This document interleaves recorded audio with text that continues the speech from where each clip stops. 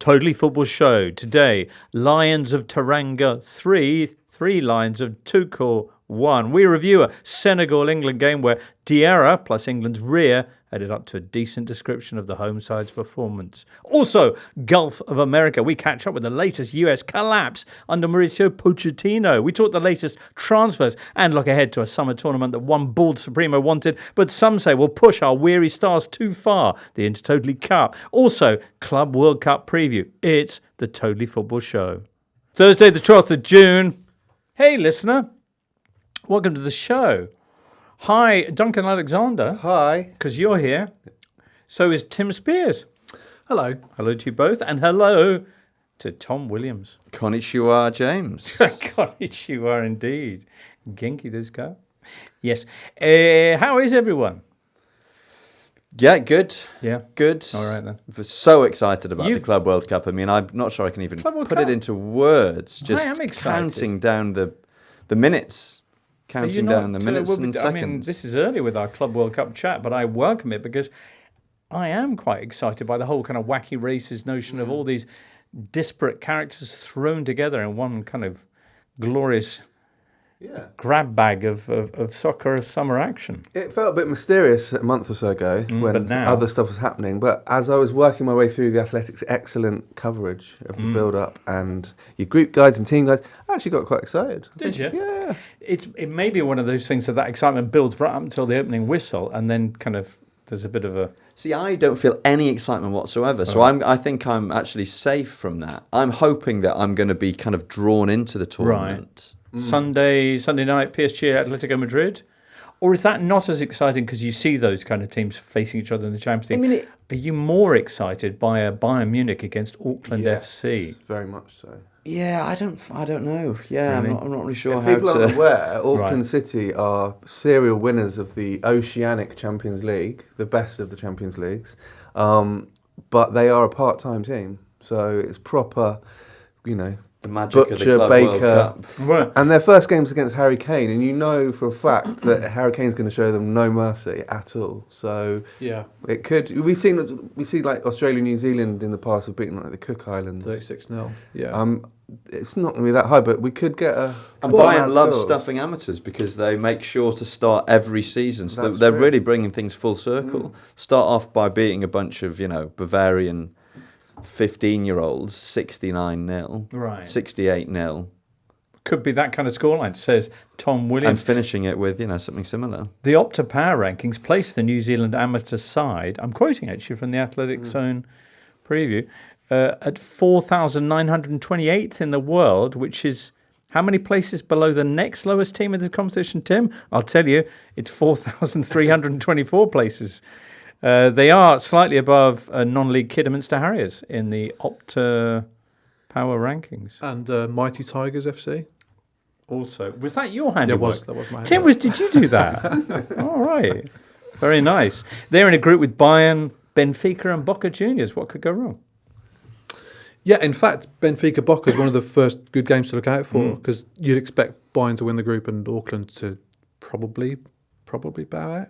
So Boca Benfica on Monday, I think it's the first game I'm really looking forward to. Do you think more than, say, Just because it'll have PSG, the reigning European champions, that against might have a bit Atletico of a Madrid? postseason friendly type feel. I'm doing that one in a double header with Bayern Auckland. It's going to be really good. Thank But you. it might have a bit of a sort of, well, this is what we're waiting to find out. Will Yeah. it have a post-season friendly kind of feel, or will it be proper? Even the first game, Al Ahly against Inter Miami. Al Ahly are quite good, and obviously Inter Miami got in to the tournament through a method, but they've been pretty poor recently defensively. But obviously they have who running things for them. But yeah, I mean it's a huge game because if they lose to Al Ahly, then they could be in trouble. So yeah, The 470 fans who turn up are going to be in for an absolute treat. You say that, Tom, but I believe that at least 20,000 of the 60,000 capacity at the Hard Rock Cafe Stadium, yes, have been sold. And the rest are admittedly going for about $4 a pop. So if you're in Miami and you have $4, why not pop along? Saturday night, Sunday morning for you, if you're listening, a UK listener. Well, there might be a bit more chat about the Club World Cup, as we're so excited, later on. But also on the agenda today, we've got your international action. As you know, England lost their first game under Thomas Tuchel, their first ever game to an African opponent as well, 3-1 to Senegal. That was on Tuesday night in Nottingham. Wales lost their first game under Craig Bellamy. That was rather more excitingly 4-3 away to Belgium. They came back from 3 goals down, and Tom Williams was there. USA lost 4-0 to Switzerland. That's not their first defeat under Pochettino. It's their 4th in a row. Yikes. We'll hear more about that later. Carlo Ancelotti got his first win with Brazil. They beat Paraguay 1-0 to qualify for the World Cup. Ancelotti fielding no less than 4 forwards. Vinicius, Martinelli, Rafinha and Mateus Cunha, Tim. They've got on the field. 1 goal. They got 1. Yeah, and he missed from 2 yards. Oh, did he? Yeah. He's off to Manchester United. The curse has started already. Other transfer news since we last spoke. Kevin De Bruyne has signed for Napoli. Man City have completed the signings of Tierney Reindeers, Ryan Cherky and Ryan Aït-Nouri. Ooh, a lot of Wolves players outgoing, Tim. First team to ever sign 2 players called Ryan in the same transfer. Is that window? correct? I'm pretty sure. Can't be many. Wolves have banked just under 100 million from those 2 sales. Yeah, they've also lost Pablo Sarabia. Nelson Semedo's probably gone on a free because he hasn't made his mind up yet. And the sporting director's gone as well. So, bit of an exodus. Get down the pub with Vitor Pereira. Man City, by the way, will be taking all 3 of their new signings, Rangers, Cherky and Aït-Nouri, to the Club World Cup. I mean, that is unprecedented, isn't it? Is it? I think that. I mean, obviously, we're used to clubs giving debuts to new signings in like pre-season friendlies, but they've invariably been there for 2 or 3 weeks, had a chance to meet their teammates and stuff. Whereas this is going to be days after joining the club, right off the back of a very long and quite grueling season, and pitched straight into what is quite a significant competition. So yeah, curious. And new managers as well. Inter got Kivu, Boca Juniors have got a new manager as well. And Real Madrid got Xavi Alonso. They've also got one of the most highly rated young prospects, perhaps their very own Lamine Yamal in Mastantuono. Tim, did you write about him? Because there's a good, a lovely scouting guide to the players to watch out for in the Club World Cup on theathletic.com. Yeah, I've chipped in on a few of those, not him in particular, though I did read about him. And one of the ones I'm looking forward to watching, I wrote about Milton Delgado at Boca, who's sort of a new number 5, who's sort of come in only this year, actually. Took advantage of injuries and cemented his place in the team in like January under Fernando Gago, who brought him in, and he's since been sacked. But Delgado's thought of as the next sort of hot number 5 in Argentinian football, and it's him and Ander Herrera in midfield actually. Okay. Man United What's the number 5 then? So sort of a protecting playmaker. Okay. In the pivot. It's like the Argentinian version of the number 6. I see. Is a number 5 a thing in the way that a number 6 or well, depends on how Yeah, far back you want to go. I think it's a number that they give to that kind of player. for right? sure. Those guys. Okay. Yeah, the historical quirk in squad number or team number, isn't it? That they went a different way. But it does sound funny saying a classic number 5. Classic number 5. Prasanna Patel says Chelsea have already signed 6 players: Pais, Esteval, Penders, Isugo, Sarr, and Delap. And they've already spent close to 150 million. Who do you think they should sign next? Asked Prasanna, perhaps ironically at the end. I'm not sure. They've also done a weird thing where they've, well, not too weird, but they've brought their players back from loan, like Sterling and Renato Vega, who's I think done quite well at Juventus on loan, and now has come back but isn't going to the Club World Cup with Chelsea or Juventus. He's quite a good player, played a lot of football all season, but is just will not be playing for either team at the Club World Cup because that's Chelsea's decision. They've got too many players. Some of it they must just forget about. Yeah. They've got so many guys. Renato Vega's agent. Oh my God, Renato! I knew we'd miss someone off. Is it too? It's too late. The deadline's go. Oh God. Well, they also like players at Esteval where they buy them so early and then they forget they've bought it's them. like when you've even. ordered something and then it comes like 2 months later. You're like, what's this? Oh yeah, I remember. There's a young Brazilian lad. He says he's the new £80 million. Oh, he's arrived today. Oh. We've left him in the porch. You're supposed to Live sign scenes him. from Chelsea's squad development. But also, that highlights to me that this is not still this season. No. Because Sterling, for example, he was on loan at Arsenal for the rest of the season. Right. He's now back at Chelsea. Yeah. Right. Well, Could play at the new Club World season. Cup, but he isn't.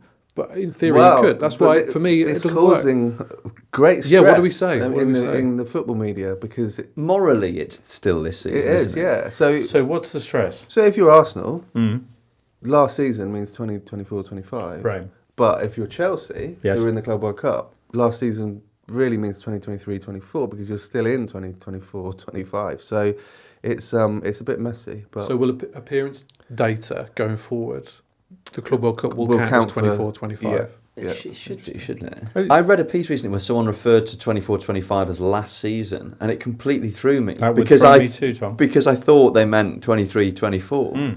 Well, traditionally it was once you got to June, then it becomes the last season. But now the Champions League finals often I on spit June. at your 1st. traditions, Duncan. Well, Man City will be taking their new signings. They won't be taking Jack Grealish or Kyle Walker. No idea what that decision is based upon. But hey, in unrelated news, next up, let's get on to England, Senegal. Playing with a smile, ironically. The Senegalese, the Lions of Teranga, who are 22 games now unbeaten. So, you can lose them. That said, Tim Spiers, they drew 1-1 with the Republic of Ireland last week. So where does this put things for England? How much outrage are you feeling? Not much, really. Is you not? No. I mean, England played a reserve team. It was a home friendly in June. There wasn't at the City ground. We've been here before. People forget England 0 Hungary 4, and then 6 months later, England were really good at that World Cup in Qatar. A year ago, lost 1-0 home to Iceland on the eve of the Euros. Had a good Euros, Right. You know, Under Gareth Southgate, both of those. yeah. So there's been a certain amount of reaction. Fionn D, for example, writing and saying, so why did we get rid of Southgate? Daniel Story equally says, it feels, insert your own sigh here, like we have thrown semi-finals and finals away for a gun-for-hire, short-term tactician who isn't going to get anywhere near enough time to implement any of this effectively. Sigh. Yeah, but the problem with Southgate was at major tournaments, England were tactically flexible enough. Right. The substitutions were negative and not proactive. I thought England were a bit too defensive. We don't know about any of these things yet. Yeah, They haven't played a proper competitive, decent game yet. The Serbia games in the qualifiers will tell a hint, but we won't know anything really until the next World Cup. The June friendly in a non-tournament year is the lowest ebb of an England cycle. It really is. I mean, it's just the players just already going to the airport to go on holiday. It's some of the reaction was a little over the top. Yeah, Over that's the it. top. Yeah. There are some concerns to be had. I think for sure. the What are the concern is he concerns? keeps picking Jordan Henderson and Kyle Walker. Yeah, that would be right. Yeah. Move on. I don't know whether that's. Why do you think he's doing that? I think Hendo, to give him his real name, is good in the dressing room. Which managers like. So Tidying up, yeah, picking up socks. yeah. But I don't think he's. It's a year to the World Cup. He's going to be a year older. That's how time works. And I don't think Jordan Henderson is going to be lining up for England in America. So, What about Kyle Walker? well, he's What reached the end. about the Ivan Toney controversy? Flown over from Saudi Arabia for these two games, Andorra and Senegal. Why does it matter where he's come from? Do you know what I mean? I think if he was still playing for Brentford, Ban it, Tim. would people say a thing if he was still playing for Brentford? Well, I think it's the same principle, but it was highlighted, it was underlined, if you will.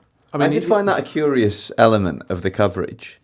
He's had to get on a plane to get here. Do you know how long it is from Saudi Arabia? As if footballers don't spend their literal entire lives getting on and off planes to go to probably matches. fly to the City Ground for Premier League games. So The rest of them probably flew there as well. Right. Well, we're a bit short on outrage. Tom, can you help out? Well, no, I was just going to say I didn't watch this game with a huge amount of enthusiasm. Sleepy end of season England friendly in June. Actually, thoroughly enjoyed it. Thanks too. Found it a lot more entertaining than I was expecting to. And I thought Senegal were excellent. You look at their starting 11, and they should be. They're packed full of good players. Premier League stalwarts. Some of the guys who play regularly in Liga, Lamine Camara in midfield, Habib Diarra scored one of the goals, Crépin Diatta, the right back who's at Monaco. I thought Iliman Ndiaye was fantastic on the right. The left back, El Hadj Malik Diouf, who I'd not heard of, I thought was brilliant. The only player who really kind of messed up at all was Edouard Mendy on the goal. What was the name of the right back again? The right back is Crépin Diatta. Oh, sorry. So what was the next player you mentioned? El Hadj Malik Diouf. Okay. And I looked him up, and he was born in 2004, so he is almost certainly named after the great El Hadj Diouf. Wow. But yeah, they were brilliant, and deserved winners. And I mean, yeah, I'm not sure how much of an achievement being the first African team to ever beat England feels like to them. I suspect it probably feels pretty significant, and I think it's gone to a team who are decent and deserve to be picking up accolades for the quality of their football. Excellent. What's England's next game, Tim? I'll just say we forget that there were so many of these games under Southgate, and we forget because they were so forgettable. But they happened all the time. I don't have huge concerns. He hasn't had a honeymoon period, and the players don't look completely harmonious, which might be a bit of an issue. But build-ups to tournaments, like the Terry Venables before Euro '96, England Yeah. were awful for about 2 years. They drew every game pretty much. It was just loads of turgid friendlies at Wembley. But I mean, they weren't that great at Euro '96, but apart from against the Netherlands. But it has no bearing on the. No, it doesn't. The Southgate thing just annoys me. This is far too soon to be talking about that. Where you can compare him with Southgate, and what I really don't like what he's done is his comments about Bellingham in an interview yesterday, suggesting that his behaviour on the field can be repulsive. Now, obviously, he's speaking in his second language, so you've got to maybe cut him some slack on that. And I've read it, not heard it, so I don't know if it's taken that context. But it's a very strong word to use, and the general vibe is that he's having a knock at his on-field behaviour, which is the first sign of him being abrasive with his players, and he falls out with his players. And that doesn't bode well for me. I find the comments quite disappointing, actually. Again, maybe they've been taken out of context, maybe not, but to start criticising pretty much your best player in public, I don't understand what he's going to achieve from that, really, other than annoy Bellingham, which I'm sure he has done. Yeah, and to use his mum as the sort of conduit to do it as well, which is a bit strange. Yeah, and that's where Southgate would never do that. We talked about his own one, wasn't he? Tuchel? Yeah. Rather than he said Bellingham's that. That would have been worse. But is there any good from a manager doing that in any sort of workplace? Calling out your top performer and saying their behaviour's a bit repulsive. I suspect repulsive was probably I think something's been lost in translation slightly. I don't think he meant repulsive in the way that we understand the word repulsive. I suspect he was looking for a word to reflect a kind of behaviour that people find slightly repellent, perhaps. Maybe that was the word he was looking for. And he ended up with repulsive. But he also said, he sort of intimidates his teammates. Yeah. Is that true? Is that fair? I mean, possibly. But look at what he's doing in his career. He's one of Real Madrid's best players. He's one of the best players in Europe. Why are we trying to change him already? And you can see this creeping into the media as well. And this always happens. Well, there was the reaction to his reaction to the disallowed goal, which across various papers amounted to him going full Cantona kung fu kick on a water cooler, but it doesn't seem to be. When you watch the footage, he seemed pretty reasonable about that. Exactly, but he's clearly got a winner's mentality, which is something that England have lacked in many areas. It is repulsive, isn't it? I don't know. It's not a good sign for me, and that's where you do miss Southgate. Because, I hear you. Yeah, I hear you. Woof. Anyway, there you go. England's next game will be against brave Andorra. That'll be at Wembley on the 6th of September, very much in next season by then, of course. With that in mind, what else happened internationally?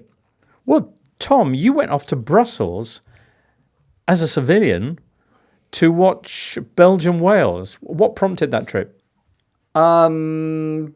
The desire to go and watch Wales away in a pleasant Wales fan, European capital. This may have come up before, Duncan, yes. And a friend of mine was going, my friend Dom, sorted us out with tickets. Nice. And yeah, it was a very enjoyable trip. And it momentarily looked as if we were about to witness something truly historic. Before that, it wasn't quite as enjoyable because you found yourself 3-0 down in short order. 3-0 down inside 27 minutes. An extremely soft penalty, which Romelu Lukaku scored. A really nicely taken Yuri Tillemans goal. And then a very poorly defended Jeremy Doku goal. And Belgium hadn't really had to do much. They hadn't had to push all that hard. Wales were a bit too open. Craig Bellamy had talked about how they were going to go on the attack. And yeah, 3-0 down, less than half an hour on the clock, wondering how bad it's going to get. Wales reduced the arrears in first off stoppage time, Harry Wilson penalty, and then scored a beautifully constructed goal. Sorba Thomas teed up by Harry Wilson 6 minutes into the second half, and suddenly the Wales end is just, sort of full of belief. Brennan Johnson, teed up by Sorba Thomas, equalises 20 minutes from the end. And if you'd called full-time there, I think every Wales fan would have taken it to come from 3-0 down away from home. Hardest game in the group. And we've got this good record against Belgium. So there's always that belief that, there's a chance of doing something. Belgium go back on the attack. Lukaku has a goal ruled out because the ball had gone out of play after a VAR stoppage of about 4 minutes. And I must admit, I very rarely go to top-level matches as a fan these days. I think there were maybe 4 or 5 VAR reviews during the game. And they just killed it. I mean, every single time. I think 4 or 5 of the 7 goals had to be VAR reviewed. Anyway, 3-3, a couple of minutes left to go. Wales clear a corner, don't defend the second ball. Kevin De Bruyne goes in at the back post and tucks it in. Left foot, beautifully taken goal. Belgium 4, Wales 3. But yeah, a very enjoyable excursion nevertheless. Just on the subject of VAR, you'll be excited to know that for the Club World Cup, FIFA have announced among the innovations that VAR images will be played out on the screens in the stadiums. They'll also be speeding up the process with a brand new semi-automated, but even more automated offside. Okay, that sounds positive. It does, doesn't it? Are the refs going to be announcing this? That feels like the kind of thing They FIFA will. would... The refs will be announcing their Is it still decisions. semi-automated if it's even more automated? It's than kind of before? 3/4. Very automated. Very automated, I think it's the official tag. The referees will also be sporting eye-level cameras. So there will be eye-level ref cam available once the footage is reviewed. Other innovations include the fact that goalkeepers will have slightly longer to hold on to the ball before they... Yeah? Do you want to... Yeah, you handle that then, Duncan. Further to our what season is this chat, IFAB are bringing... They're seeing this as 25-26 because they're bringing in the new time-wasting law for this tournament, which conversely allows goalkeepers longer to hold on to the ball. Well, yes, before it was 6 seconds. And now it's 8 seconds. Now, if they do breach the 8-second mark, which the referee should be telling them by making his arm look like a clock. So excitingly, he's gonna count to 5 in his head with his hand aloft, and once he gets to 5, he's going to start doing the old Ted Rogers 3-2-1 with his fingers. And apparently, that's going to be a feature of every single game. I'm in favour of this. When they first brought in the 5-6 second rule, keepers did get done for it, and it was tremendous because the fans were just there. How many seconds, ref? 5, 6, 7. But what happens here if the 8-second mark is breached? Yes, you get a corner. The other team get a corner. And that's funny because someone's going to score from one of those corners, and a manager is going to lose his mind. Oh yes, I cannot wait. You can't take it all back, and we're going to watch every single game. Yeah, there you go. You're going to need decent eyesight to see the 3-2-1 from the halfway line. If you're short-sighted goalkeepers aren't that prevalent at the top level, I don't think. You're going to have other issues, I'm thinking. I prefer the countdown style. I think in the law, in the law, it does say the arm. The position of the arms of the clock. No, it says in the law. But just countdown only has one arm though. If they play the countdown theme through the then VAR, it would be clear. Then it would be clear. Surely Where we Gianni stand. would be into that. Corner. There you go. Goal. Well, that's one for Pierluigi Collina and IFAB to consider. Anyway, sorry, we were talking about your exciting trip to Brussels, which ended on a bittersweet note, but still a terrific night. Yes, I got over my disappointment by going back to the same burger store that I'd been to pre-game and ordering the same burger. What? I didn't mean to order a burger. I was hoping for some chips. Right. So I've been in Brussels. What language do they speak in? Honestly, I mean, like it should have been straightforward, but by the time I got to the burger stall, they were out of everything. Except they had one burger left, and it was the same burger. No, it was not the exact same. Is burger. this That would Brussels' be only ridiculous. place you can buy food in Brussels? No, but I'd had a good time there first time around. They had a Right. sauce called Brazil sauce that I never encountered before, which I think had pineapple in. Oh, Well, I've been to many bike races in Belgium, and the array of mayonnaises and sauces Impressive. is world leading. And yeah, some of them have like samurai sauce and all sorts of stuff. Yeah. Brazil sauce. I think it was quite a sweet. I think they said there was pineapple in it. Anyway, I had that on this hamburger, and it was great. It's even better second time around because I was disappointed by then in it. there you go. Which me out. stadium was that? What ground was This that? is this high sauce. This is the King Badouin Stadium. Okay, so if you're in Not the area a particularly visiting a pleasant game. stadium, but if you're looking for a pre or post game pick me up, Perhaps both.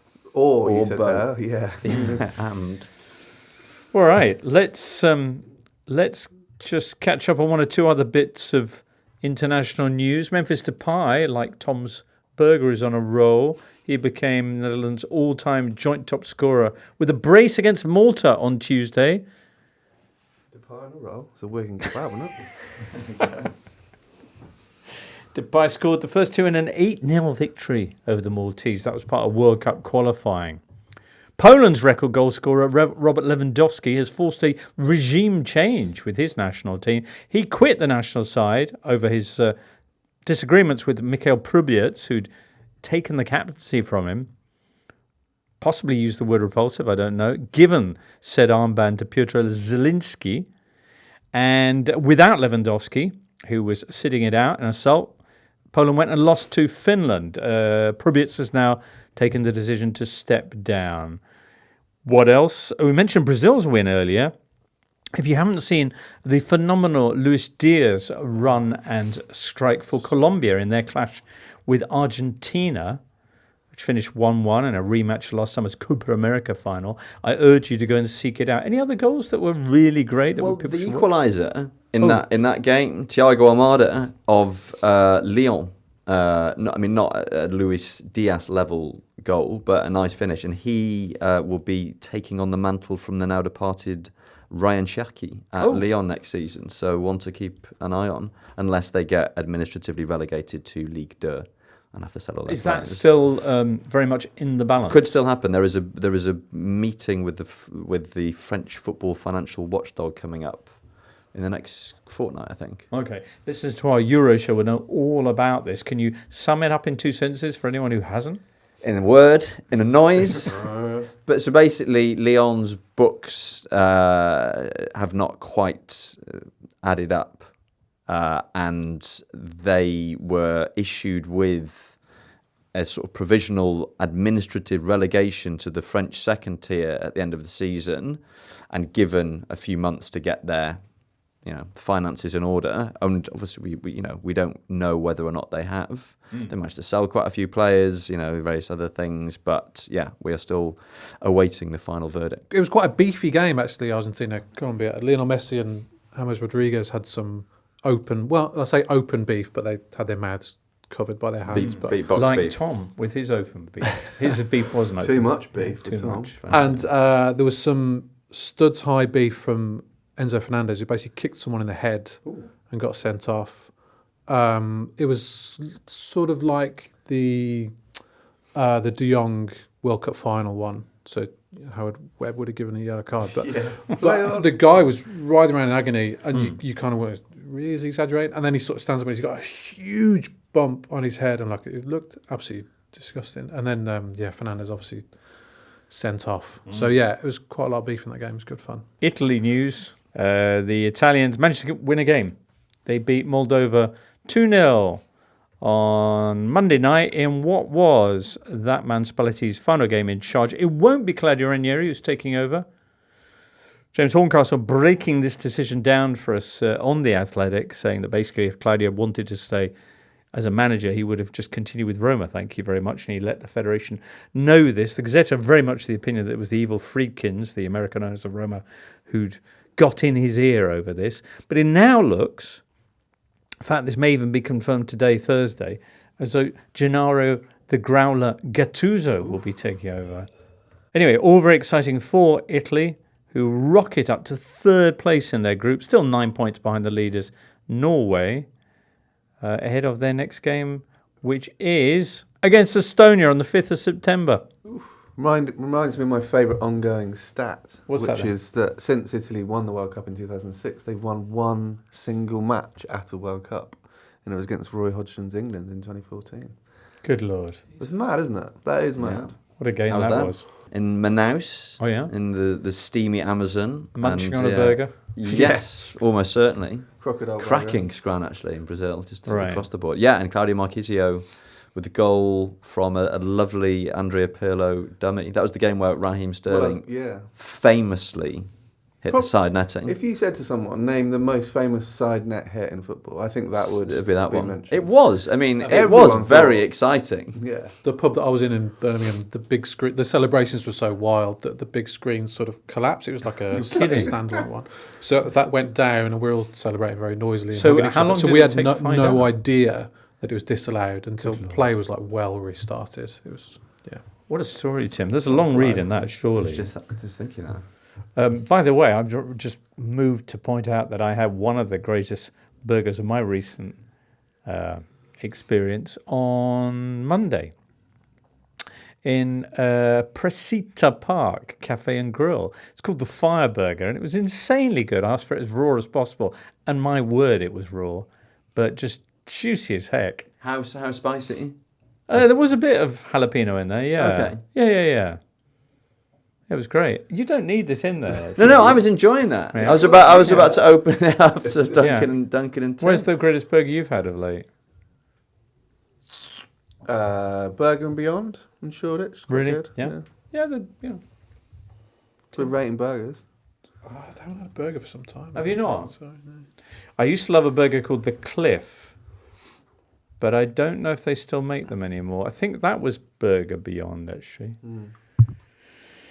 Anyway, England weren't the only team beaten heavily at home in a friendly and booed off by their own fans on Tuesday, by the way. There was also the USA, Mauricio Pochettino's USA, who lost 4-0 to Switzerland in Nashville. The Swiss scoring all 4 goals in a 23-minute spell in the first half against a national team of the USA who have now lost 4 games in a row for the first time in 18 years. We caught up with the Athletics' Paul Tenorio after the game, and we began by asking him where, after 4 straight defeats in charge, this leaves Big Mauricio. Yeah, I think it's fairly serious because he's kind of battling on multiple fronts right now. Going into this summer, it became complicated because then, Christian Pulisic asked for the summer off. He felt he needed rest after playing 50 games for Milan for the second season in a row. And Anthony Robinson got a knee surgery. And Weston McKennie and Tim Weah are at the Club World Cup. And Serginho Dest's knee is not 100% ready yet. Valerian Balogun is out injured. So all of these regulars started to drop off the team. And so more and more of these kind of B or C team players came into the group. And so now kind of the idea of injecting 1 or 2 or 3 or 4 personalities into the team to send a message, I think has backfired, right? Because this group, the way that they lost yesterday, they were not up to the level of Switzerland, the players that were on the field. And to be clear also, I should note, Pochettino rotated 9 new players into the team from the group that lost 2-1 to Turkey. And those players, the players who started against Turkey, are the more likely to, quote unquote, push the Weston McKennies and the Yunus Musas and those types. But it still sends the wrong message, I think. And they didn't have that energy and emotion. And so now you get to a point again where you're fighting on multiple fronts where the message you're trying to send your best players is falling flat because they're looking at that performance saying, we're not really concerned about these guys pushing us. The message to the fans is falling flat because you've now lost 4 in a row and it was a listless performance last night against Switzerland. Where is the hope coming from? And Pochettino, I don't think feels fully comfortable in this job yet. He gave this interview with Andres Cantor, the famous broadcaster who's based here in the U.S., does Telemundo, the famous goal calls here in the U.S. Cantor is an Argentinian just like Pochettino. And as part of that interview, he talked about some of the discourse of, does Pochettino understand the culture of American soccer? And it was clear Pochettino had heard that and was offended by that. And he spoke about, of course we know the culture, and the culture of football is universal, it's global. And it just seems like he is kind of trying to put out fires left, right, and center. And I don't really know where he gets out of it. The hope would be, of course, that the U.S. puts a little bit of a run together this summer's Gold Cup with this kind of pieced together team.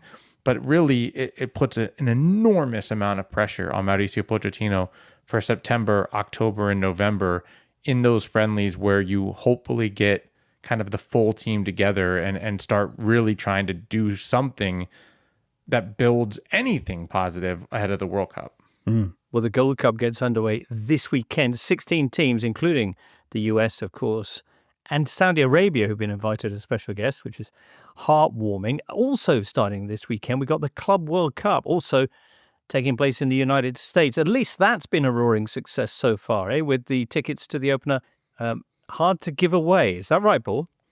Yeah, I mean, look, I expect that the knockout rounds of this tournament are going to be well attended. I think people will get excited by some of these games as the tournament moves on. But right now, they're not.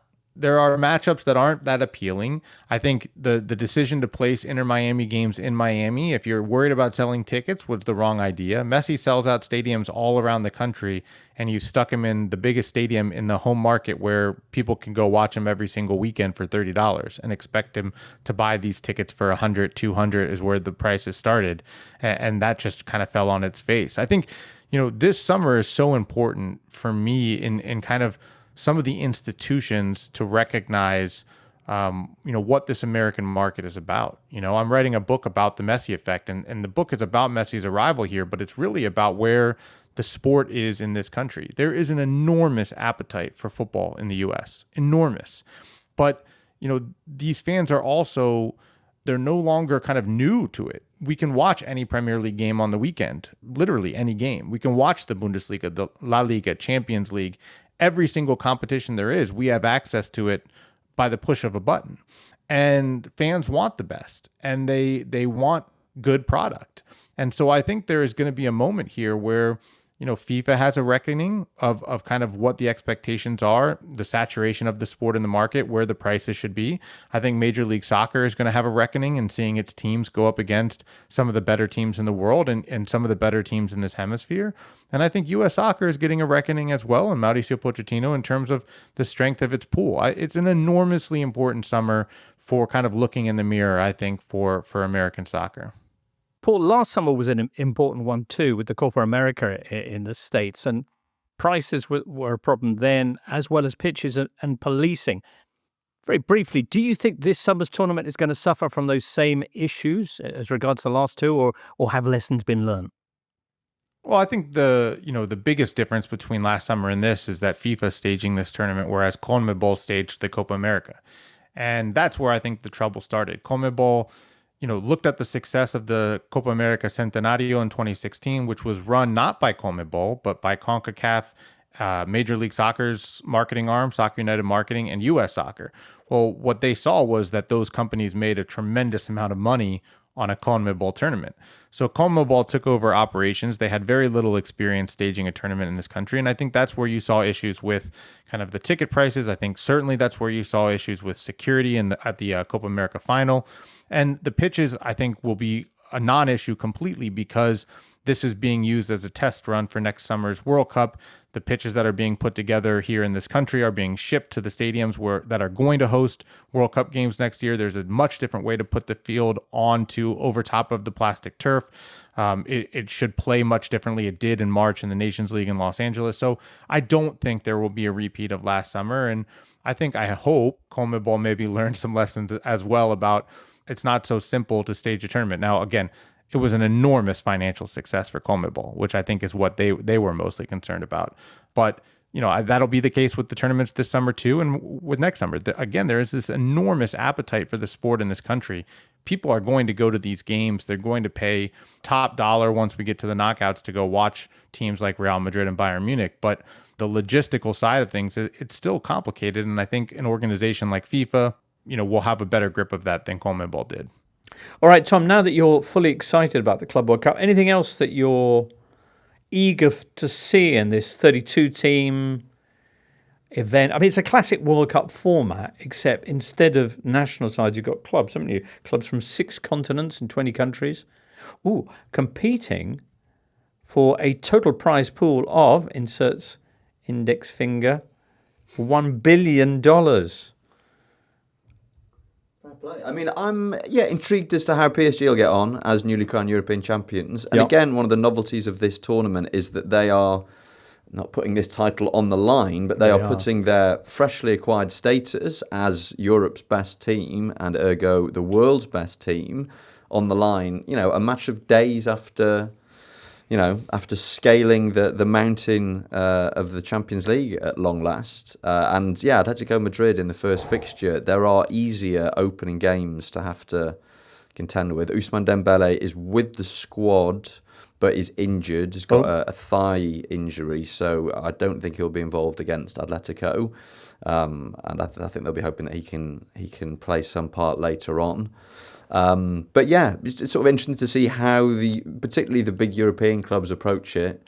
Is there a potential advantage for particularly the South American clubs that the European clubs coming off the back of a long season that historically these kind of intercontinental tournaments you've tended to see super motivated South American clubs and big European clubs you aren't really sure how much they care about it. Chelsea, by the way, begin their campaign on Monday against Olivier Giroud's LAFC. Also in that group are Esperance Tunis. Who else is in that group? Flamengo. Oh, Flamengo out of Brazil. That's quite exciting. Man City, you have to wait until Wednesday, Tom, to see them.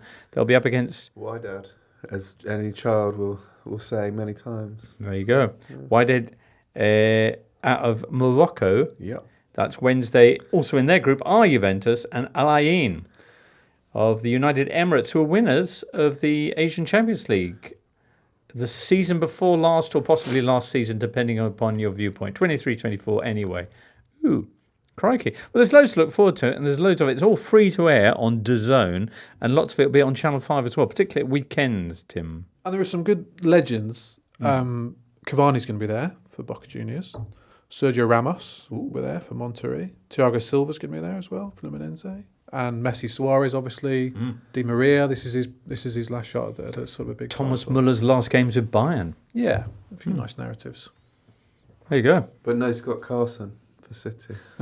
So, that's a blow. Listener, here we go. Intertotally Cup time. Is it this season's or next season's Intertotally Cup? We just don't know. What we do know is that producer Charlie has just been into the studio with a bowl and some pieces of paper containing names.